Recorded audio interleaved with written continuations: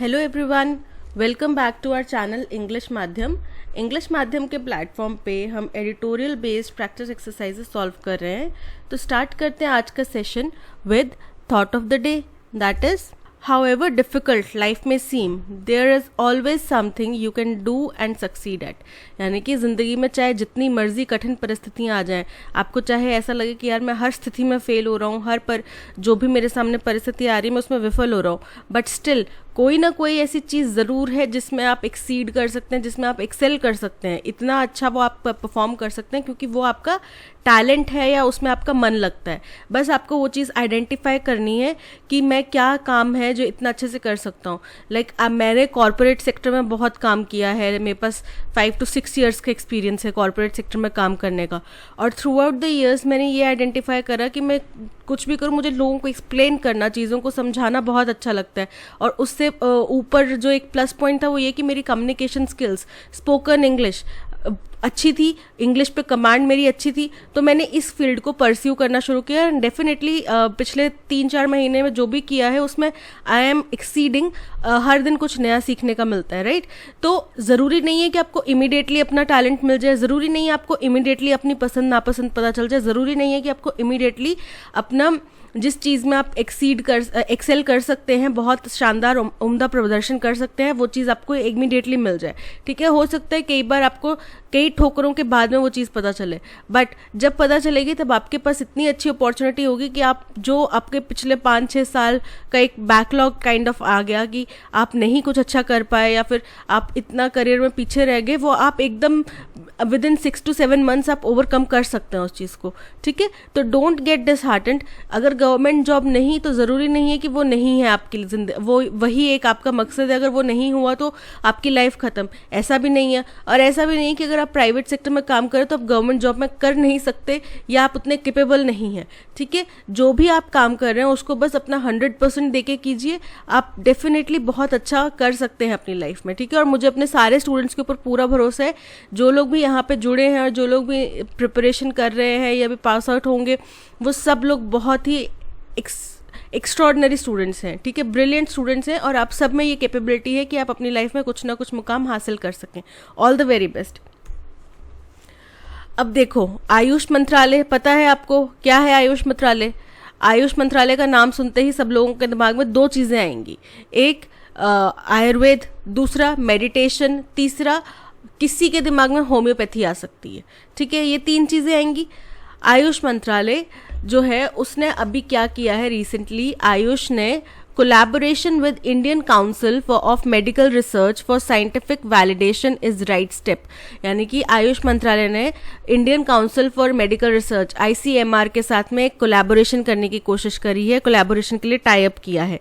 ठीक है, उसका पर्पस क्या है कि हमें साइंटिफिक वैलिडेशन चाहिए कि आयुर्वेदा जो है, होम्योपैथी जो है, योग जो है, ये सारा जो विज्ञान है इसको हम मान्यता दे सकते हैं बीमारियों का इलाज करने में, ये कारगर साबित है, ये इनके पास वैलिड प्रूव है कि ये बीमारियों का इलाज कर सकते हैं। ठीक है, उनको वैलिडेशन चाहिए। इन A welcome move, the Ministry of Ayurveda, Yoga and Naturopathy, Unani, Siddha, Sova Rigpa and Homeopathy, Ayush, and the Indian Council of Medical Research have at last joined hands to undertake quality human clinical trials to generate evidence on the benefits of using Ayurveda along with modern medicine। बोल रहे हैं कि ये एक स्वागत करने योग्य step है कि ministry of Ayurveda, yoga and naturopathy, यूनानी, सिद्ध, सोवा रिग्पा और होम्योपैथी, ये सारे आयुष का पार्ट है। ठीक है, आयुष जो है, हम बात करें अगर आयुष की तो केवल आयुर्वेदा, केवल योग, केवल होम्योपैथी नहीं है, उसमें और भी बहुत सारी पद्धतियां हैं। ठीक है, तो आयुर्वेदा, आयुष जो है, इसने एक कोलैबोरेशन करने की बात कही, किसके साथ में? Indian council of medical research, जिसको ये कह रहे हैं कि बड़े लंबे समय से हम चाह रहे थे, फाइनली ये चीज़ हो गई। ठीक है, एट लास्ट उन्होंने हाथ मिला ही लिया to undertake quality human clinical trials, ताकि एक क्वालिटी के अच्छी क्वालिटी के, उम्दा गुणवत्ता के अच्छे टेस्ट किए जाएं, ह्यूमन ट्रायल्स किए जाएं, ताकि एविडेंस जनरेट करे जा सके, जिनके बेसिस पे हम ये बता सकें कि आयुर्वेदा के क्या क्या बेनिफिट्स हैं अगर हम उसको मॉडर्न मेडिसिन के साथ में यूज़ कर सकते हैं।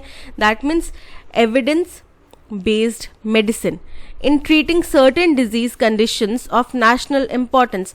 कुछ ऐसी बीमारियां जो हमारे देश में बहुत ज़्यादा इंपॉर्टेंट है, हमारे देश का स्तर नीचे गिरा रही है, जैसे हाइपरटेंशन इंडिया में आज हर तीसरे बंदे को है, ठीक है, ब्लड प्रेशर, शुगर, डायबिटीज़, ये का आधी से ज़्यादा जनसंख्या को ये बीमारियां हैं। ओबेसिटी में भी इंडिया बहुत आगे आ रहा है अब रैंकिंग में, ठीक है, बढ़कर ऊपर आता जा रहा है। तो ये सारी चीज़ों को इरेडिकेट करने के लिए हमें आयुर्वेदा, और क्योंकि आयुर्वेदा है ऑल नेचुरल थिंग्स, ठीक है, इजी, और इंडिया जो है वो नेचुरल रिसोर्सेज का भंडार है। यहाँ पे फ्लोरा एंड फौना भी इतनी वैरायटी का है कि आपको सारी नेचुरल जो रेमेडीज़ हैं वो यही मिल जाएंगी। जो मॉडर्न मेडिसिन है वो आपकी बीमारी को इमीडिएटली रोक पा सकती हैं या इमीडिएटली उसको थोड़ा सा नीचे ला सकती हैं, और आयुर्वेदा है वो लॉन्ग रन में आपको काम कर सकता है।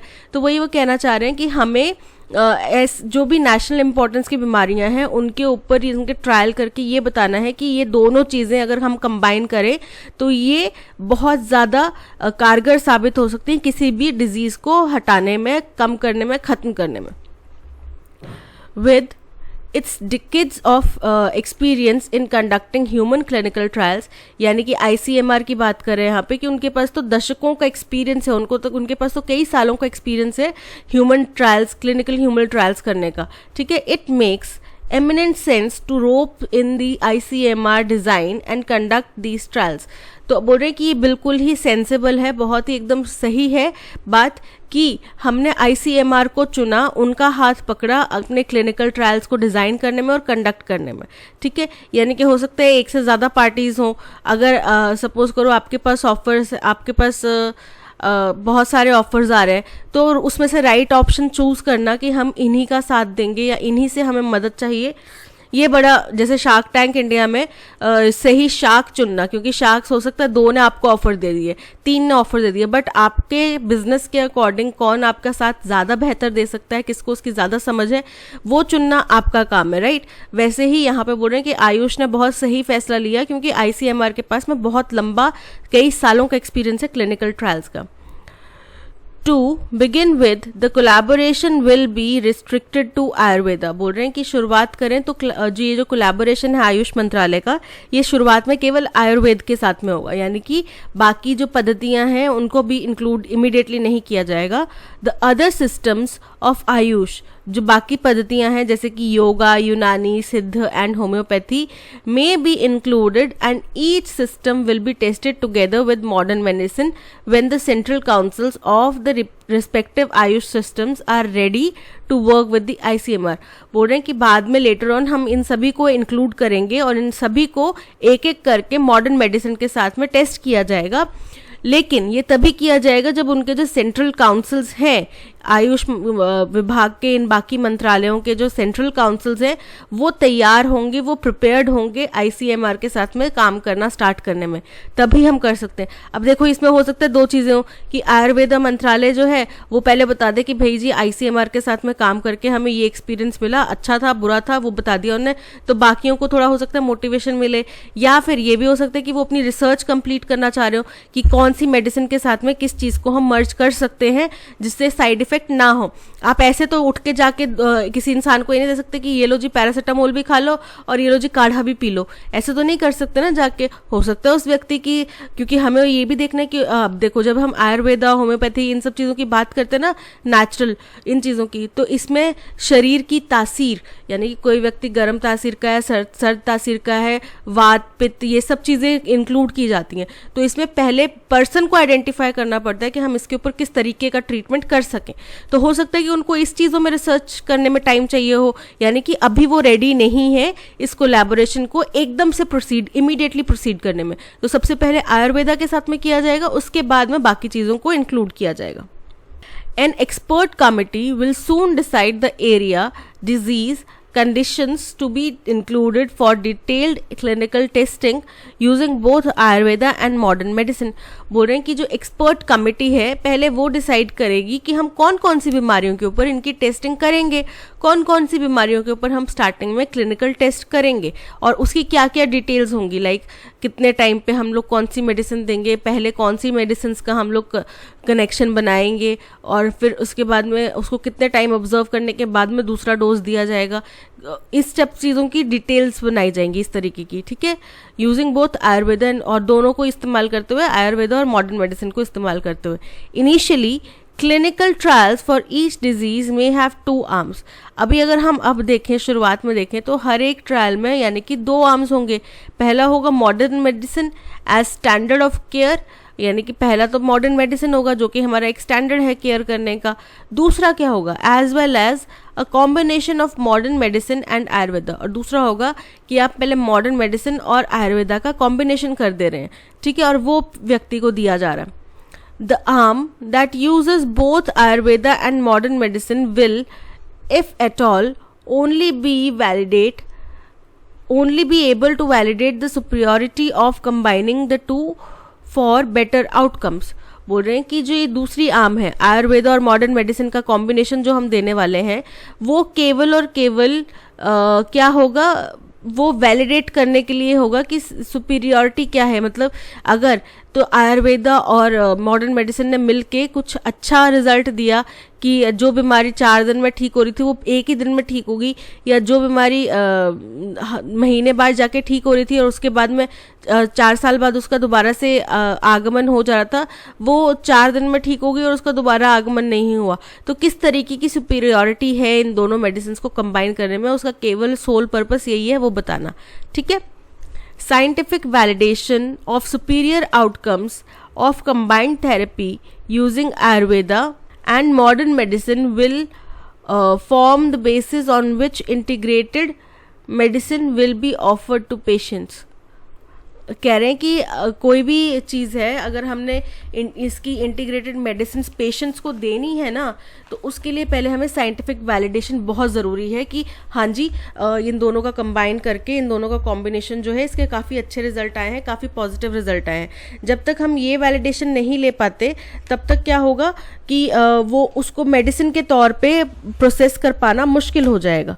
Okay, encouraging trial outcomes might probably serve as a starting point to undertake further trials using Ayurveda interventions alone to evaluate their effectiveness and understand the mechanism of action. बोल रहे हैं कि अब शुरुआत में अगर हमें पॉजिटिव रिजल्ट्स मिल गए तो वो एक इनकरेजमेंट होगा हमारे लिए.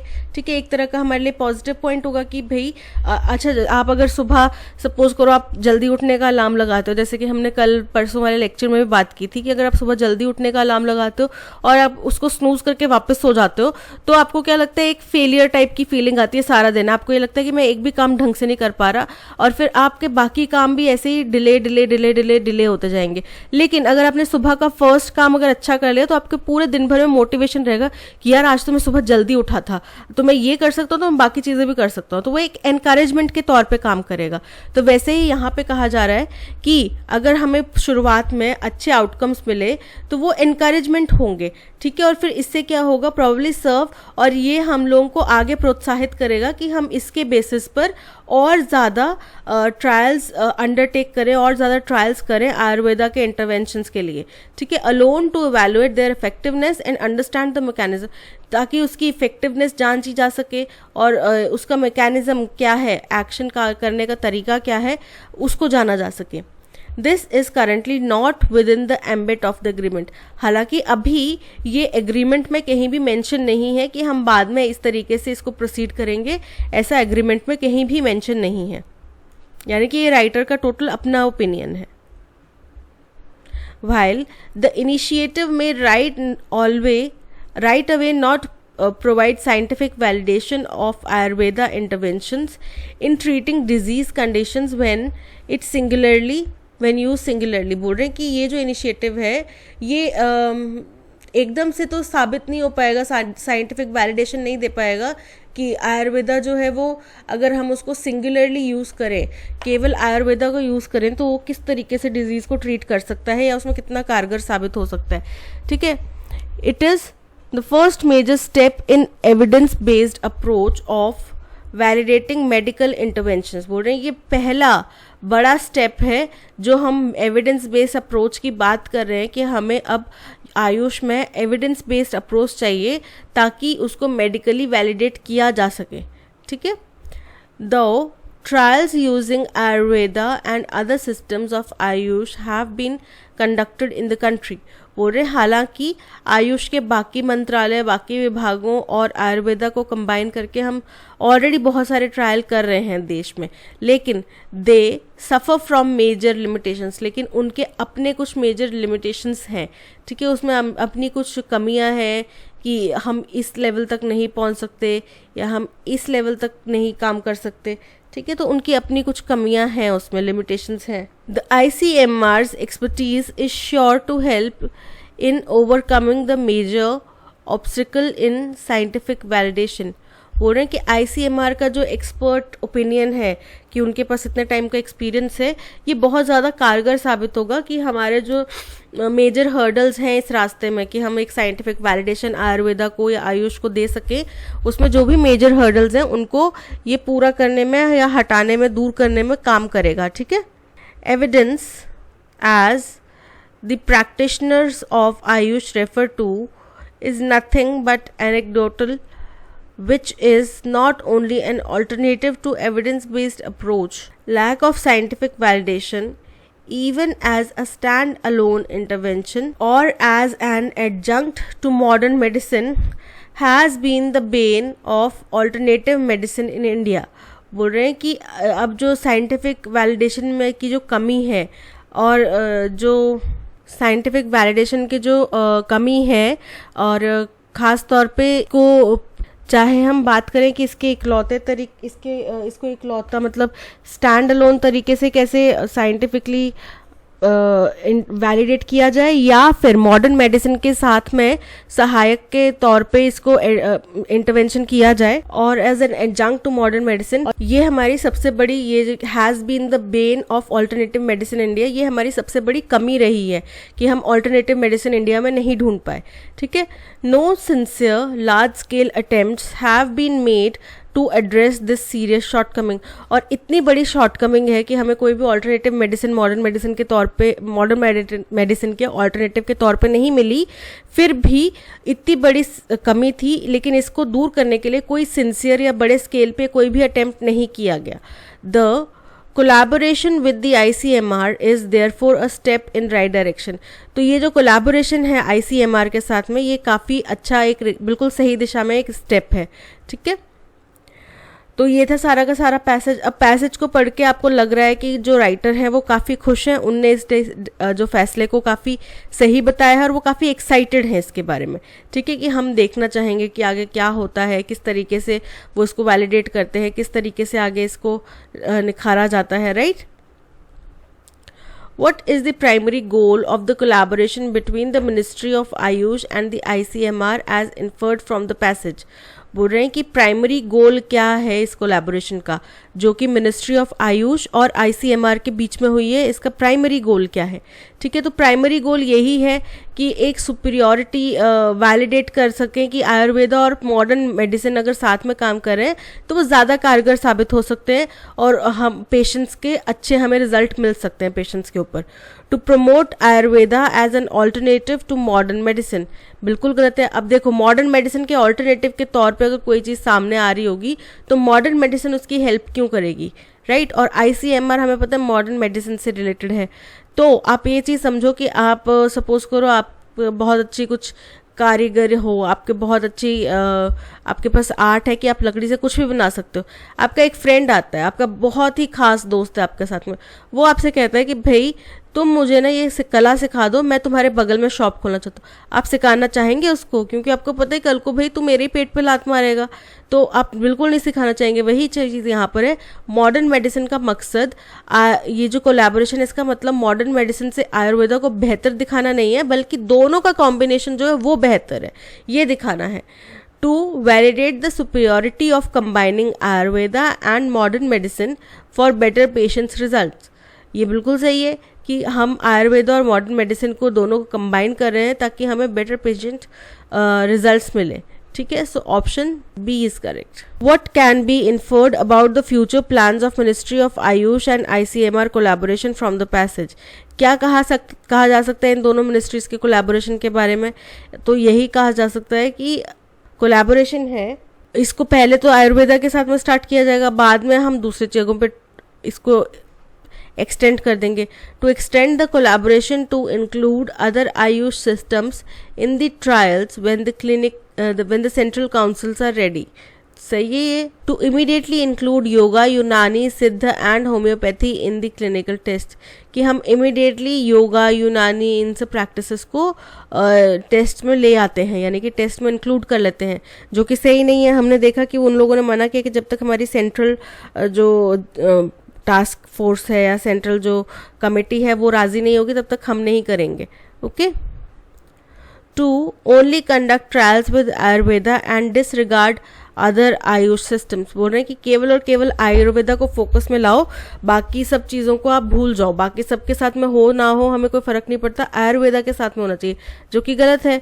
To quickly move to conduct trials using Ayurveda intervention alone. बोल रहे हैं ताकि वो जल्दी से जल्दी आयुर्वेदा इंटरवेंशन से खुद ही ट्रीट कर पाए। सो यहाँ पे option A is correct. What has been the primary obstacle in scientific validation of AYUSH systems. AYUSH systems को साइंटिफिकली वैलिडेट करने में सबसे बड़ा ऑब्स्टिकल क्या रहा है? कि उनके पास एविडेंस बेस्ड अप्रोच नहीं थी, ये रहा उनका सबसे बड़ा एक ड्रॉबैक। तो फर्स्ट ऑप्शन है lack of evidence based approach, जो कि सही है। ठीक है। Insufficient trials using Ayurveda and other AYUSH systems. बोल रहे कि ट्रायल्स काफ़ी नहीं थे, जबकि हमने देखा है कि ट्रायल्स तो काफ़ी मात्रा में हो रहे थे, बट उनके पास में उनकी कुछ लिमिटेशंस थी, जिसकी वजह से उसमें क्या है, लिमिटेशंस थी जिसकी वजह से उसमें काफ़ी ज़्यादा परेशानी हो रही थी, हमें सक्सेसफुल ट्रायल्स नहीं मिल पा रहे थे। फोर्थ है anecdotal evidence. No collaboration with ICMR, कि हम नहीं चाहते कि आप कोई भी कोलैबोरेशन करें ICMR के साथ में। तो यहाँ पे option A lack of evidence based approach is correct. How does the collaboration with ICMR help address the shortcomings in AYUSH system. बोल रहे हैं कि ICMR के साथ में कोलैबोरेशन से आयुष सिस्टम में जो भी शॉर्टकमिंग्स हैं, कमियां हैं, उनको कैसे हम दूर कर सकते हैं। पहला ऑप्शन दे रहे हैं bye conducting trials using Ayurveda and other AYUSH systems, कि आयुर्वेद और अदर दूसरे जो आयुष सिस्टम्स हैं उनको यूज़ करते हुए हम ट्रायल्स कंडक्ट करें।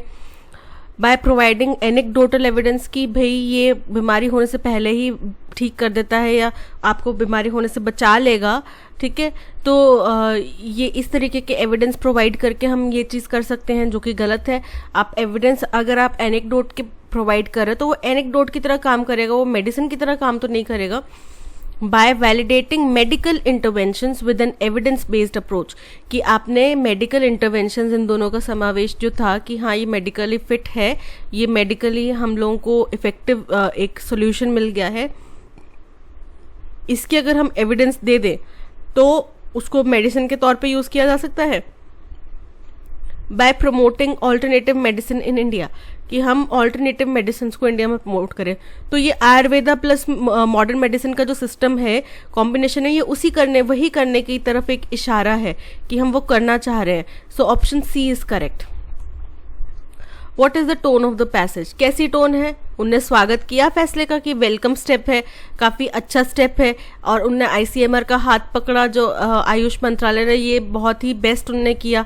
राइट, ऐसे उनके वर्ड्स थे, जिससे क्या पता चल रहा है कि वो काफ़ी इसके बारे में पॉजिटिव है, काफ़ी इसके बारे में उत्सुक है। राइट, तो क्रिटिसाइज तो नहीं कर रहे किसी भी स्टेप को। उनने नहीं बोला ना कि गलत है या सही है या गलत है, ये चीज़ें नहीं होनी चाहिए थी, गलत हो गया, या क्रिटिसाइज किया हो, नहीं किया। एंथुजियास्टिक, जी हाँ बिल्कुल वो एंथुजियास्टिक लगे।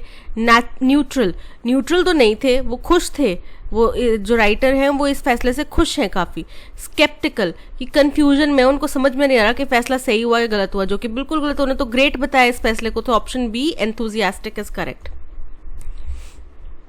हर eloquent speech captivated the audience and left them in awe. बोल रहे उसकी जो एलोक्वेंट यानी कि इतनी शानदार एक्सप्रेसिव जो उसकी स्पीच थी, उसने क्या किया, ऑडियंस को मंत्रमुग्ध कर दिया और उन सबको उसकी वाहवाही करने पर, उसके ऑ में यानी कि उसके प्रशंसा में उसका उनके ऊपर रौब पड़ गया एक पॉजिटिव वे में कि वो इतना अच्छा कर सकती है, इतना अच्छा स्पीच दे सकती है। होता है ना, कोई बच्चा अगर क्लास में बहुत अच्छा करता है तो हमारे पेरेंट्स भी उनको आइडलाइज करने लगते कि कितना अच्छा बच्चा है, कि कितना अच्छा बच्चा है, कितना समझदार बच्चा है, देखो फर्स्ट आया क्लास में या इतने अच्छे मार्क्स लेकर आया, राइट। तो वैसी ही चीज़ कि वो उसकी जो इतनी अच्छी स्पीच थी, इतनी उम्दा शानदार एक्सप्रेसिव स्पीच थी, उसने ऑडियंस को मंत्रमुग्ध कर दिया और सभी लोग जो हैं उसके प्रभाव में हो गए, कि उसके प्रभाव में आ गए, राइट। तो इसका हमने एंटोनिम बताना। एलोक्वेंट पॉजिटिव वर्ड है, ठीक है, यानी कि जो ऑपोजिट होगा वो एक नेगेटिव वर्ड होगा। इनआर्टिकुलेट मतलब होता है अनक्लियर। अब आपको अगर अपने विचार ही क्लियर नहीं है तो आप उनको कैसे किसी को मंत्रमुग्ध कर सकते हैं? आप बोलना क्या चाह रहे हैं, क्या बोले जा रहे हैं, वो आपको क्लियर ही नहीं है।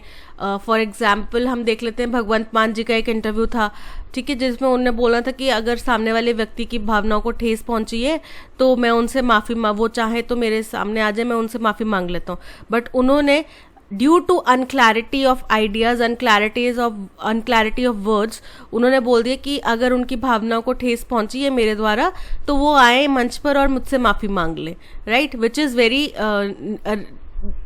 बहुत ही गलत। जो वो बोलना चाह रहे थे उससे बिल्कुल उलट हो गया। सेकंड है आर्टिकुलेट। आर्टिकुलेट मतलब होता है एकदम क्लियर, कम्युनिकेट करने वाला, कि आप बहुत अच्छे से अपनी बात को लोगों तक रख सकते हैं, कम्युनिकेटिव। परसुएसिव, किसी को अपनी बात में उलझाना, उसको ये मनाने की कोशिश करना कि भाई आप मेरी बात मान लो, राइट। परसुएसिव यानी कि इसमें मनाने का भाव है। एक्सप्रेसिव, ये भी आपके एक्सप्रेशन से रिलेटेड है कि आप कितने अच्छे से किसी को अपनी बात समझा पा रहे हैं। तो इसमें केवल एक ही नेगेटिव वर्ड है जो कि है inarticulate, so option A is correct. The benevolent king was known for his generosity and kindness. Generosity और काइंडनेस का मतलब कि व्यक्ति जो है दान पुण्य करने वाला है, दिल का उदार है।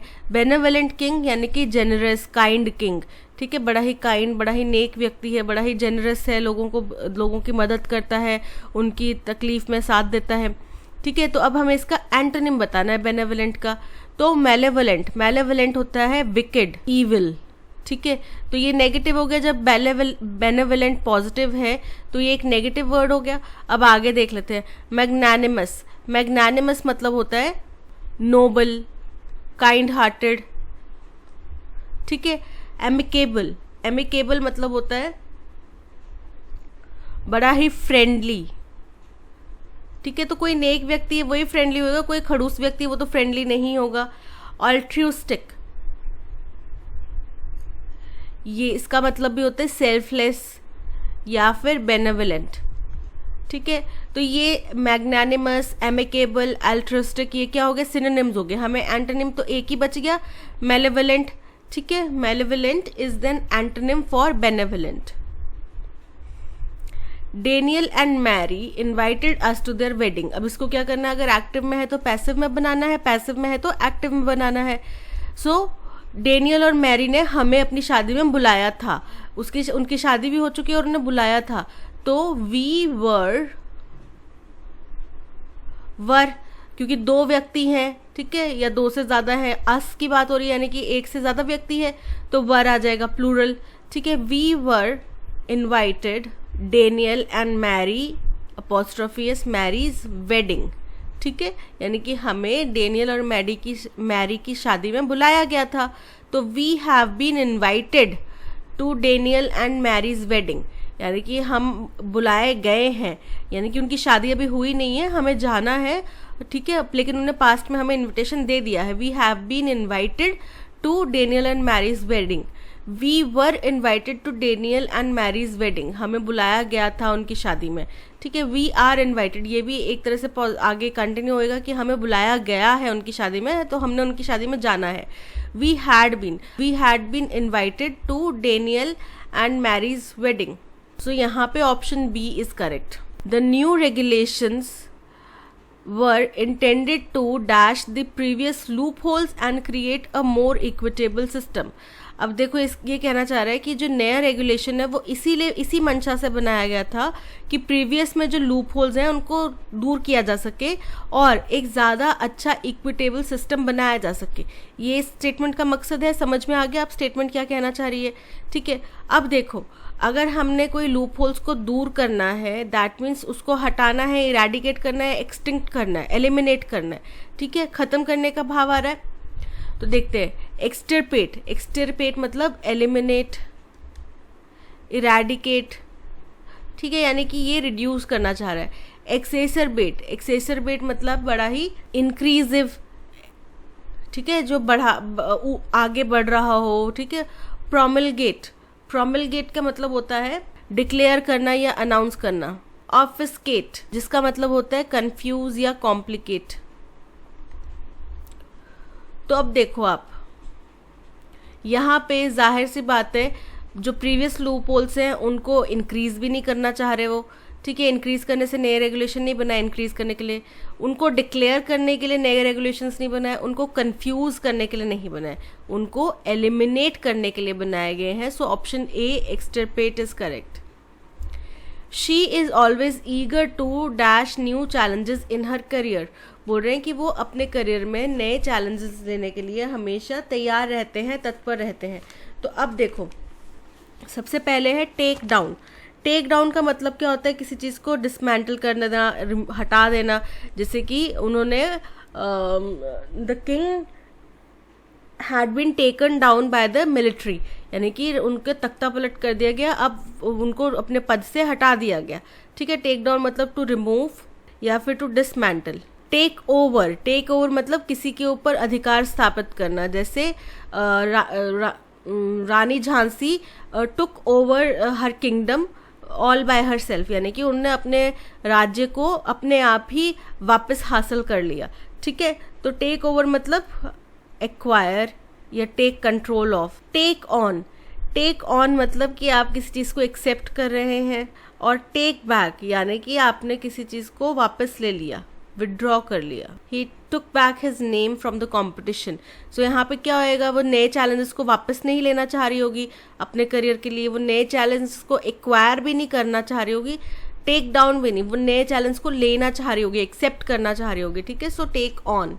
पर्सन और thing which has no equal, कोई ऐसा पर्सन या कोई ऐसी वस्तु जिसका दूसरा कोई समतुल्य नहीं है। तो देखो, क्रेमेटोरियम तो एक ऐसी जगह होती है जहाँ पे दाह संस्कार किया जाता है, कोई भी चिता है उसको जलाया जाता है, ठीक है। नॉन परेल मतलब ऐसा व्यक्ति या वस्तु जिसका कोई भी दूसरा समकक्ष नहीं हो। हॉर्टिकल्चर साइंस की एक फील्ड है, एग्रीकल्चर की एक फील्ड है जिसमें प्लांट्स और फ्रूट्स को या वेजिटेबल्स को उगाने की कोशिश की जाती है, ठीक है। उसकी साइंस को बोलते हैं हॉर्टिकल्चर। और प्रेडिसमेंट का मतलब होता है डिफिकल्ट या डेंजरस सिचुएशन। तो यहाँ पे option B nonpareil is correct. One who damages public property. अब देखो, पब्लिक प्रॉपर्टी को डैमेज करना मतलब वैंडलाइज करना। वैंडलाइज किया जाता है मतलब पब्लिक प्रॉपर्टी को डैमेज कर रहा है अगर कोई व्यक्ति तो वैंडलाइज का मिलता जुलता, वैंडल हो रहा है, ये जो वैंडल लिखा हुआ है यहाँ पे, ये वैंडलाइज से मिलता हुआ लग रहा है आपको, थोड़ा सा सिमिलर। तो यानी कि वो व्यक्ति जो किसी पब्लिक प्रॉपर्टी को डैमेज करे उसको बोलते हैं वैंडल, और पब्लिक प्रॉपर्टी को डैमेज करने को बोलते हैं वैंडलाइज करना।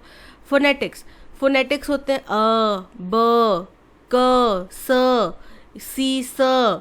ये जो साउंड्स होते हैं ना, जो हमें इंग्लिश में, अब पहले हमें A for apple, B for ball सिखाया जाता था, अब ए फॉर एप्पल, अ, यानी कि साउंड आपको सिखाई जाती है कि वो किस साउंड से बना है, राइट। ब, बी, ब, या सी, क, इस तरीके से साउंड सिखाई जाती है। तो ये जो साउंड की जो साइंस है, स्पीच की साउंड की जो साइंस है, इसको बोलते हैं फोनेटिक्स। एक्स्ट्रावेगेंजा, एक्स्ट्रावेगेंजा मतलब बड़ा ही लाविश, बड़ा ही बहुत ग्रैंड और बहुत ही शानदार। जैसे हमारे आईफा अवार्ड्स होते हैं, बहुत ही एक्स्ट्रावेगेंजा होते हैं, बहुत ही लाविश होते हैं, है ना, बहुत उसमें पैसा खर्च किया जाता है। या फिर रियो डी जेनेरियो में जो कार्निवल होता है वो बहुत ही लाविश होता है, दूर दूर से लोग उसको देखने आते हैं। पायर, पायर मतलब जो चिता होती है उसको बोला जाता है पायर, ठीक है। अर्थी को विदा करने के लिए, अर्थी जलाने के लिए जो चिता सजाई जाती है उसको पायर बोलते हैं। तो यहाँ पे ऑप्शन ए बैंडल is correct. I said to Mohan he has a green book, मैंने मोहन को कहा कि उसके पास एक ग्रीन बुक है, ठीक है। अब इसको इनडायरेक्ट में बोलना है। So I told Mohan, I said to Mohan की जगह हो जाएगा I told Mohan. So I told Mohan. अब क्या होगा, that he had a green book, ठीक है। ये हो जाएगा he had a green book. अब देखो यहाँ पे मिलता जुलता, I told Mohan that he had, यहाँ पे दो हैड आ रहे हैं इसलिए ये नहीं होगा। आई told Mohan that he have ज़रूरी नहीं है बिकॉज ही सिंगुलर है, तो ही हैड हो जाएगा, ये भी गलत है। I told Mohan that he had a green book, ठीक है, सिंगुलर वर्ब है, so option C is correct. अच्छा, कौन सा वर्ड इनकरेक्टली स्पेल्ड है? अब इनसेसेंट मतलब होता है, देखो आपको मीनिंग भी बताते चलती हूँ साथ में। इनसेसेंट मतलब होता है कॉन्स्टेंट, परसिस्टेंट, ठीक है। कोई व्यक्ति बड़ा ही परसिस्टेंट है अपने काम को लेके। इररिफ्यूटेबल, इररिफ्यूटेबल का मतलब होता है अनडिनाएबल। कंडेंसेशन, इसका मतलब होता है कि कृपालुता, जिसको बोला जाता है ना कि बड़ा ही दयालु व्यक्ति है, बड़ा ही कृपालु व्यक्ति है, कृपालुता, ठीक है, ये बोला जाता है कंडेंसेशन का। और एक्सेसरबेट का मतलब होता है, एक्सेसरबेट मतलब वर्सनिंग, बहुत ही खराब स्थिति। सो यहाँ पे देखो कंडेंसेशन के स्पेलिंग जो है उसको ध्यान से देखो। इसके स्पेलिंग होते हैं CONDESCENSION। सो ऑप्शन सी के स्पेलिंग गलत हैं, option C is correct. The Merriam-Webster Dictionary's word of the year, based in part on which people searched for most, some would argue has been relevant for millennia. Merriam Webster आपको पता है, अगर किसी को नहीं पता है तो मैं बता देती हूँ। जैसे ऑक्सफोर्ड डिक्शनरी है ना, वैसे मरियम वेबस्टर भी एक डिक्शनरी है।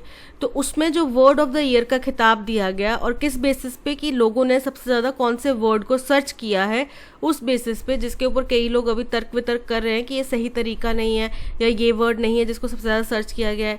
तो वो कौन सा सामने आया, मिलेनिया, मिलेनिया वर्ड को लोगों ने सबसे ज़्यादा सर्च करा है। An unfaithful partner may, for example, insist that there is no change in her behavior, that the suspicions she is confronted with are product of an irrational jealousy. बोल रहे हैं कि कोई अगर अनफेथफुल पार्टनर होएगा तो वो सबसे पहले उदाहरण के तौर पे यही कहेगा कि देखो भाई, मेरे व्यवहार में कोई चेंज नहीं आया है, I am the same way that I was the very first day I met you, ठीक है, मैं वैसा ही हूँ।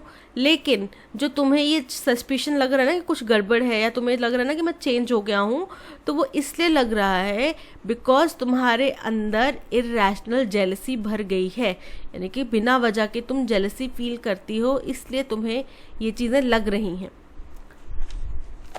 But gas lighting has gained currency in recent times, लेकिन गैस लाइटिंग एक और वर्ड है जिसने मजबूती पकड़ी है रिसेंट, अभी हाल फिलहाल में। First as a way to describe the subtle ways in which people in relationships, चाहे रोमांटिक हो चाहे फेमिलियल हो, mislead others for their own advantage.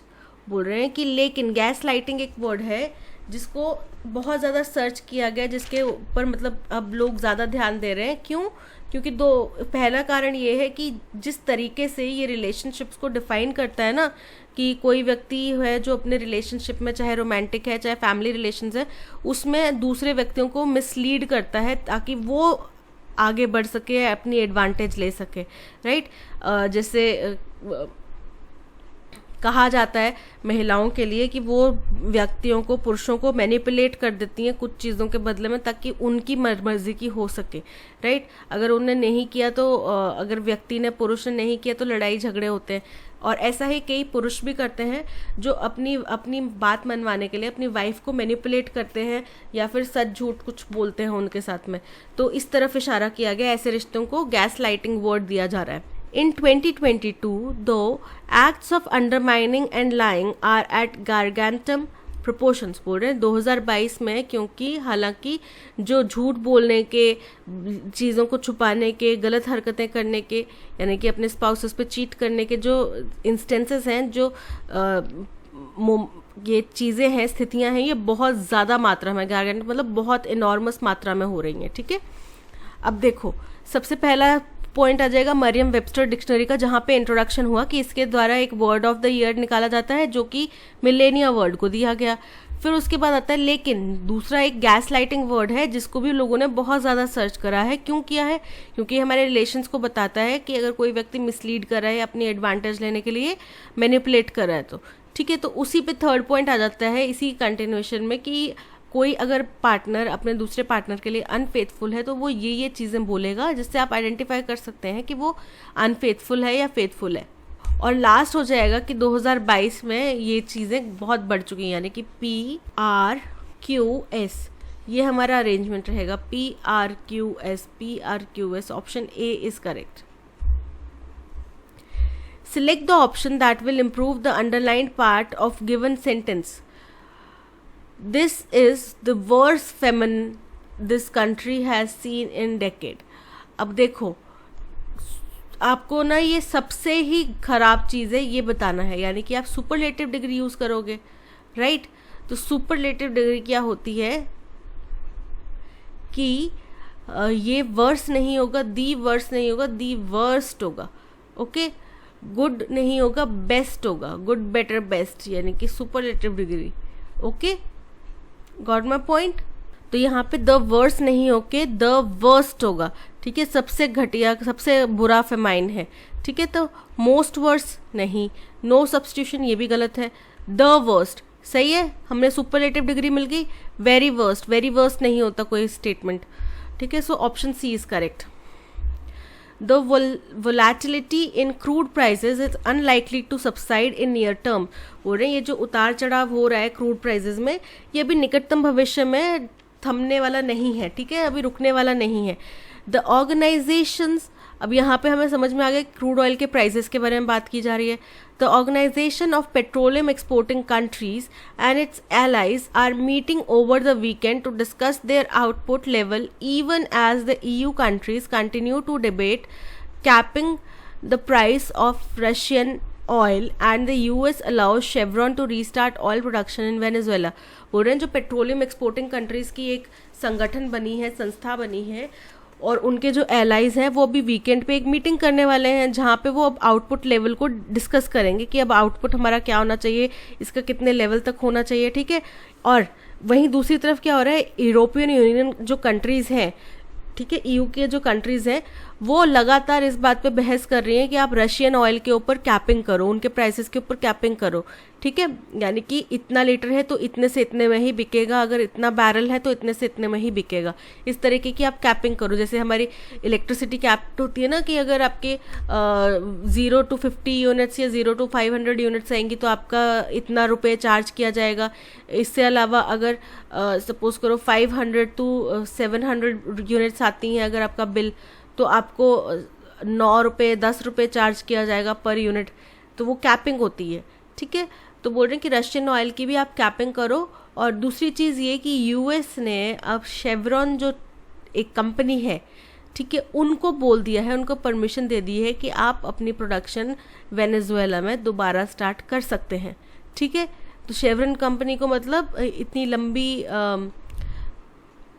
Chevron company को मतलब काफ़ी टाइम से वो वेनेजुएला में अपनी ऑयल प्रोडक्शन नहीं कर पा रहे थे। Brent crude is currently trading at $81। अब ब्रेंट क्रूड क्या है, एक ऑयल कंपनी है, ठीक है, तो उसमें क्या हुआ कि ब्रेंट क्रूड ऑयल जो है, ब्रेंट क्या होता है कि ब्रेंट क्रूड उसको बोला जाता है, तो साउथ जो कंट्रीज हैं वो प्रोड्यूस करती हैं और इसकी जो थिकनेस है वो कम होती है, तो यानी कि इसमें से गैसोलीन और पेट्रोलियम वगैरह को एक्सट्रैक्ट करना इजी होता है। ठीक है, ये $81 के अराउंड बिक रहा है, जो कि पहले क्या था, down from 120 to 130 dollars level, यानी कि पहले ये 120 से $130 पर बिक रहा था जब रशिया ने यूक्रेन का इन्वेजन किया था, लेकिन अब ये $81 के अराउंड बिक रहा है। On Monday crude oil prices fell to their lowest levels. ये हमारी इनिशियल स्टेटमेंट हो सकती है, क्योंकि हम क्यों बात कर रहे हैं क्रूड ऑयल प्राइसेस की, क्योंकि क्रूड ऑयल प्राइसेस जो हैं वो गिरे हैं, और कब गिरे हैं, मंडे को गिरे हैं। ठीक है, इस वजह से बाकी चीज़ें हो रही हैं। ठीक है, तो ये हमारा हो गया फर्स्ट स्टेटमेंट।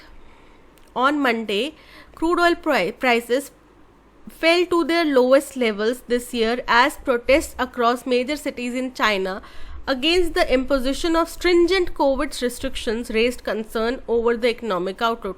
अब क्यों गिरे प्राइसेस? देखो, हम बोलते हैं ना कि हम अभी क्या एक दूसरे के हमारे देश में हो रहा है, बाकियों पे क्या फर्क पड़ रहा है। अब देखो, चाइना में प्रोटेस्ट होने लग रहे हैं। किस चीज़ के लिए प्रोटेस्ट हो रहे हैं? कि वहाँ पे जो कोविड-19 के अभी तक कठोर नियम का रिस्ट्रिक्शंस लगवाए जा रहे हैं, इम्पोज किए जा रहे हैं, उसके अगेंस्ट में लोगों ने ये प्रोटेस्ट करे।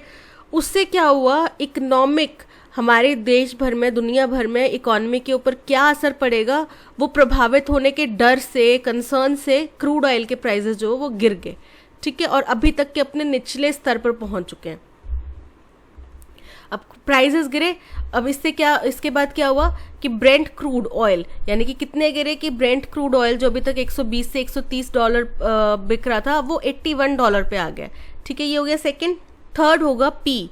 क्यों? क्योंकि वो बोल रहे कि ये जो प्राइसेस में गिरावट है या उतार चढ़ाव हो रहा है, ये अभी थमेगा नहीं, आने वाले फ्यूचर में और भी हो सकता है। ये हो गया थर्ड। तो इसी को देखते हुए पेट्रोलियम एक्सपोर्टिंग कंट्रीज जो है उनकी मीटिंग होने वाली है। ये हो गया फोर्थ। तो हमारे जो स्टेट अरेंजमेंट बन रहा है वो बन रहा है SRPQ। ठीक है, देखते हैं ऑप्शंस। एस से 2 स्टार्ट हो रहे हैं, तो ऊपर वाले दोनों को तो आप क्रॉस कर दो। ठीक है, SRPQ, option C is correct. Kneading dough and rolling rotis is much easier with wheat than with millet flour. बोल रहे कि रोटी बनाना, आटा गूंदना गेहूं के आटे से ज़्यादा ईजी होता है बजाय कि मिलेट के। मिलेट क्या होता है? एक तरीके से जो मिलेट क्रॉप्स होती है ना, जिसमें रागी, ज्वार, बाजरा ये सब आते हैं, मक्का, ये इनका क्या जो डो बनाना होता है, वो डो ना जैसे आटा आपने गूंथ दिया वैसे नहीं बनता। तो और रोटी भी है वो ना आपको टैप करके, हाथों के बीच में टैप टैप करके बनानी पड़ती है। ठीक है, आप उसको चौकला बेलना पे चौकला बेलना यानी कि पेस्ट्री बोर्ड और रोलर पेन, उस पे नहीं बना सकते आप। ठीक है, The reason millets aren't the first choice either of consumer or producer, और ये कारण है कि मिलेट्स जो हैं वो हमारे ना तो कंज्यूमर की ना प्रोड्यूसर्स की फर्स्ट चॉइस है। ठीक है, the United Nations has at India's initiative declared 2023 as International Year of Millets। पूरे यूनाइटेड नेशंस ने इंडिया के कहने अनुसार, इंडिया की विनती पे, रिक्वेस्ट पे, सजेशन पे 2023 को international year of millets declare कर दिया है। ठीक है, ये हमारी फर्स्ट स्टेटमेंट हो जाएगी, क्योंकि यहाँ पे हमें पता चला कि किसने क्या किया है। यूनाइटेड नेशंस ने मिलेट्स को डिक्लेयर करा है इंटरनेशनल ईयर ऑफ मिलेट्स 2023 को। इसी वजह से हमने मिलेट्स के ऊपर इतनी चर्चा करी। ऊपर की 2 लाइंस जो है मिलेट्स के ऊपर वो इसीलिए आई। ठीक है, this even as India's own production of these nutri cereals, jowar, bajra, ragi and minor millets such as kodo, kutki, kakun, सनवा, चीना and kuttu has fallen from 23 million to 19 to 20 million tons over the last 4 to 5 decades। बोल रहे हैं, और इसलिए भी क्योंकि इंडिया की जो प्रोडक्शन है न्यूट्री सीरियल्स, इनको बोलते हैं न्यूट्रिशियस सीरियल्स।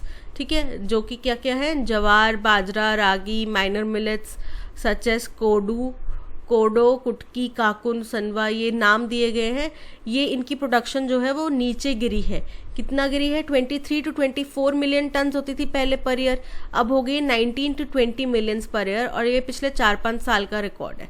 ठीक है, तो फर्स्ट तो हमारा हो गया आर। अब सेकंड देखते हैं। सेकंड हमारा बन रहा है कि मिलेट्स क्यों क्यों कहा गया इसको, क्योंकि जो इंडिया है उसकी प्रोडक्शन जो है वो गिरी है। ठीक है, अब इससे क्या हुआ, जो मिलेट्स ये क्यों गिरी है इनकी प्रोडक्शन, क्योंकि मिलेट्स जो है ना कंज्यूमर की ना प्रोड्यूसर की फर्स्ट चॉइस है। ठीक है, इसलिए उनकी जो है प्रोडक्शन वो गिरी है। अब वो क्यों है, क्योंकि इनका रोटी बनाना, आटा बेलना जो है वो बहुत, आटा बनाना, रोटी बेलना जो है वो डिफ़िकल्ट टास्क है। सो 4 यानी कि RSQP ये बन रहा है हमारा अरेंजमेंट। अब देखो R से 2 स्टार्ट हो रहे हैं तो B और D को हटा दो, RQSP नहीं, RSQP, option C is correct. The early days of space flight were much more dangerous and more exclusive than today। यानी कि शुरुआत के दौर में अगर किसी ने स्पेस ट्रैवल करना होता था तो वो बहुत डेंजरस काम होता था और काफ़ी एक्सक्लूसिव, यानी कि ऐसे नहीं कि कोई हर साइंटिस्ट जो है वो जा सकता है स्पेस पे, ऐसा नहीं है। बहुत गिने चुने साइंटिस्ट को सिलेक्ट किया जाता था कि आप स्पेस पे जाओ और वहाँ पे आइडेंटिफाई कर आओ कि क्या चीज़ मौजूद है। ठीक है, आज के ज़माने की तरह नहीं कि जो भी साइंटिस्ट है उनके पास एक्सेस है कि आप स्पेस में जा सकते हैं, ऐसा नहीं। The right stuff, a 1984 film based on a non-fiction work by Tom Wolfe, went a long way in cementing the reputation of astronauts as people who have to push the envelope। Push the envelope मतलब जिनको बहुत ज़्यादा extra कुछ effort लगाने पड़ रहे हैं, अपनी कमियों को सरपास करके उनने ऐसा हासिल कर लिया कि अब वो उस चीज़ में एक्सेल कर गए, जो आज हमने टॉपिक में बात करी। ठीक है, तो यानी कि द राइट स्टफ एक मूवी थी 1984 में जो आई थी, ये एक नॉन फिक्शनल वर्क था और जिसमें टॉम वुल्फ ने क्या किया था, बहुत बढ़ा चढ़ा के ये चीज़ बताई थी कि एस्ट्रोनॉट्स की जो रेपुटेशन होती है लोगों के सामने, वो उनने प्रिंट करी थी एक तरीके से, और उनने उस रेपुटेशन को इतना अच्छा बनाया था कि जो एस्ट्रोनॉट्स होते हैं वो लिमिट्स पुश करते हैं। ठीक है, वो ऐसा नहीं है कि जो उनके बस का है वो उतना ही करते हैं, उनको बहुत सारी चीज़ें ऐसी भी करनी पड़ती हैं जो उन्होंने कभी सपने में भी नहीं सोची होंगी। तो ये हमारा ओपनिंग स्टेटमेंट हो गया, क्योंकि यहाँ पे हमें एक फ़िल्म के बारे में बताया जा रहा है और उस फिल्म ने एस्ट्रोनॉट्स की कैसी इमेज पेंट करी है उसके बारे में बताया जा रहा है। और फिर उसके बाद में 2 स्टेटमेंट देखते हैं, थर्ड देखते हैं। In 2022, the European Space Agency has taken its own landmark step। बोले 2022 में जो यूरोपियन स्पेस एजेंसी है उन्होंने भी काफ़ी बड़ा अपने आप में एक फैसला या स्टेप लिया है। ठीक है, अब क्या स्टेप लिया है वो अभी तक हमें पता नहीं है। It takes a special kind of man to volunteer for a suicidal mission, says one of the characters, especially when it's on national TV। बोल रहे हैं कि ये बहुत ज़्यादा एक ना स्पेशल तरीके के इंसान ही हैं जो ऐसा कर सकते हैं, जिनके अंदर ये टेंडेंसी होनी चाहिए कि वो इस तरीके के सुसाइडल मिशन के लिए तैयार रहें। ठीक है, और ये किसका कहना था, ये उसी मूवी में एक कैरेक्टर थे, उन्होंने ये चीज़ कही थी और वो और उन्होंने फिर आगे ऐड किया, specially when it's on national TV. ख़ास तौर पे जब ऐसी चीज़ें नेशनल टीवी पे होती हैं तब महिलाओं के ऊपर प्रेशर ज़्यादा होता है अच्छा करने का या अच्छा दिखने का, ऐसा वो कहना चाह रहे हैं। ठीक है, तो अब आप देखो ये हो गया हमारा फर्स्ट। इसके बाद में सेकंड हो जाएगा कि शुरुआती दिन थे जो थे स्पेस ट्रैवल के, वो काफ़ी डेंजरस थे। आज की तरह नहीं कि कोई भी उठा और कोई भी साइंटिस्ट है वो रेडी है इसके लिए, या आपको प्री ट्रेंड किया जा रहा है। ठीक है, थर्ड हो गया कि उस टाइम पे ये माना जाता था कि बहुत ही खास तरह के लोग हैं जो इस पे जा सकते हैं एक्सपीडिशन पे। ठीक है, और फोर्थ ये हो गया कि 2022 में ESA ने भी एक लैंडमार्क स्टेप लिया है। ठीक है, यानी कि QPSR। So QPSR option A is correct. The ball is in your court. इसका मतलब क्या हुआ कि भाई मैंने अब अपनी चाल चल दी, अब तुम्हारी बारी, अब तुम अपनी चाल चलो या तुम अपना डिसीजन बताओ। ठीक है, तुम फैसला लो अब क्या करना है। ठीक है, मेरा तो हो गया, मैंने कर लिया अब जो करना था, अब तुम्हारी बारी है, तुम डिसाइड करो। Okay, to be responsible for making the next move और डिसीजन। सो यहाँ पे ऑप्शन A तो है correct. To be in a situation where one must prove oneself. एक ऐसी स्थिति में होना जहाँ पे आपको अपने आप को साबित करना पड़े। To be in a competitive situation where winning is uncertain. बोल रहे ऐसी कॉम्पिटिटिव सिचुएशन में होना जहाँ पे जीतना जो है वो अनसर्टेन है, मतलब आप कह नहीं सकते कि आप जीतेंगे या नहीं। To be in a position where others are waiting for you to fail, एक ऐसी परिस्थिति में होना जहाँ पे दूसरे लोग चाहते हैं कि आप फेल हो जाएं. So option A is correct. In the conversation her acerbic wit made everyone laugh. अब विट क्या होता है? हाजिर जवाबी. असर्बिक विट मतलब काफ़ी उम्दा किस्म की हाजिर जवाबी, जिसमें वो मतलब लोग हंस भी रहे थे. ठीक है, तो बोल रहे कि कॉन्वर्सेशन के दौरान उनकी जो असर्बिक विट थी उसने सब लोगों को हंसा दिया. ठीक है, तो असर्बिक क्या है? एक पॉजिटिव वर्ड है, तो जो इसका सिनोनिम आएगा वो भी पॉजिटिव आएगा. सॉल्टी, सॉल्टी मतलब नमकीन. Caustic, caustic means cutting, biting, तो असर्बिक का एक तरह से सिनोनिम बन रहा है caustic. Silly, silly means stupid, इतना अच्छा नहीं है. एनिग्मेटिक, एनिग्मेटिक मतलब मिस्टीरियस, तो मिस्टीरियस विट तो नहीं होगी. So option B caustic wit. Most of them spent 2-3 decades as part of the rat race, pursuing promotions and pay raises, even as they raised their families and fulfilled other responsibilities. बोलो उनमें से ज़्यादातर लोग जो हैं वो पिछले 2-3 दशक से, ठीक है, एक रैट रेस का हिस्सा रहे हैं. और वो क्या कर रहे हैं? वो अपना प्रमोशंस परस्यू कर रहे हैं कि अब मैं इतना अच्छा करूँगा तो मुझे इतना प्रमोशन मिल जाएगा. उनको पे रेजेस चाहिए, यानी कि तनख्वाह में रेजेस चाहिए, यानी कि मैं अच्छा काम करूँगा तो मुझे अच्छी सैलरी मिलेगी. ठीक है, और ये सब वो कब कर रहे हैं? जब वो अपनी फैमिलीज़ की और बाकी जिम्मेदारियाँ भी निभाते हुए ये सारी चीज़ें कर रहे हैं. Now in their sunset years, यानी कि अब जब वो अपने आखिर के दिनों में हैं, आखिर के सालों में हैं, Chinese retirees are finding that they no longer have to put their dreams and yearning for creativity and adventure on hold. बोल रहे हैं कि अब जो चाइना के जो रिटायर हो चुके, रिटायर होने वाले लोग हैं, उनको ये समझ में आ रहा है कि अब उनको अपने सपने या अपना जो भी एडवेंचर या क्रिएटिविटी है उसको अपनी नौकरी के चक्कर में, कमाने के चक्कर में दरकिनार रखना नहीं पड़ेगा, क्योंकि अब वो रिटायर होने वाले. अब रिटायरमेंट में वो अपने मर्जी से कुछ भी चीज़ कर सकते हैं. ठीक है, senior citizens like the elegant foursome glamour Beijing that offers styles and makeup tips.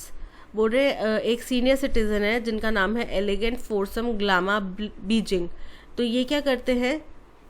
ये कह रही हैं जो ये स्टाइल और मेकअप टिप्स देते हैं. ठीक है, और sister Wang is coming, a trio that makes funny music videos. और एक दूसरा ग्रुप है जिसका नाम है सिस्टर वांग इज कमिंग, और ये क्या करते हैं? इसमें 3 लोग हैं जो कि फनी म्यूजिक वीडियोस बनाते हैं. Featuring novelty rap about food are the new social media sensations in China. बोल रहे ये दोनों एक सोशल मीडिया सेंसेशंस हैं.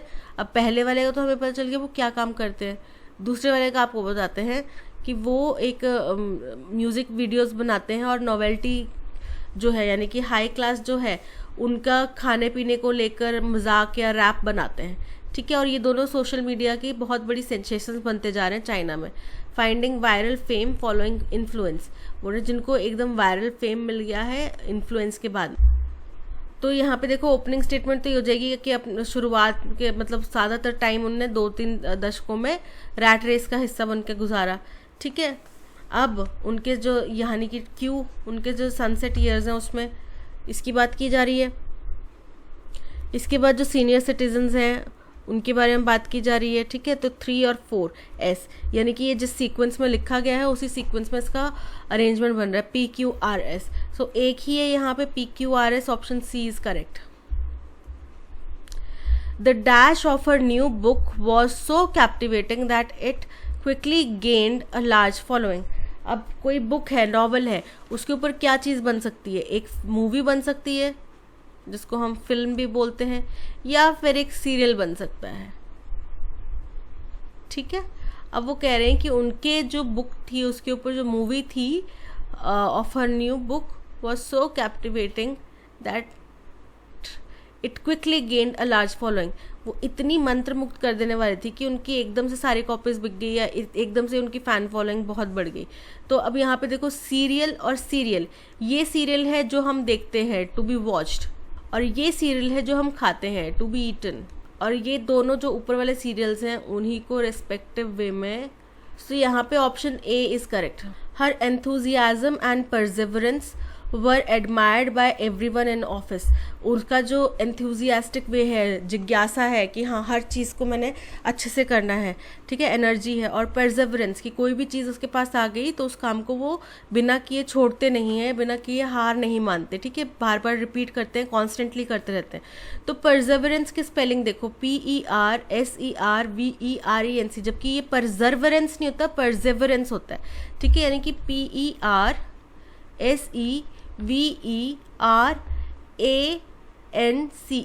ठीक है। यानी कि यहाँ पे यानी कि एक R एक्स्ट्रा है, ये देखो ये R एक्स्ट्रा है, और यहाँ पे E नहीं आएगा, A आएगा, ठीक है। तो अब देखो कहाँ पे है, परसेवरेंस, परसेवरेंस, परसेवरेंस, ये ऑप्शन सही है, so option C is correct.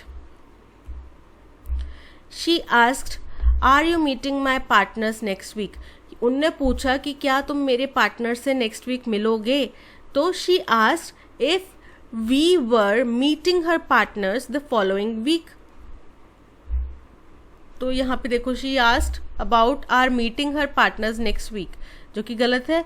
She asked if we meet her partners next week, कि हम मिलेंगे उनके पार्टनर से, क्वेश्चन मार्क के तौर पर।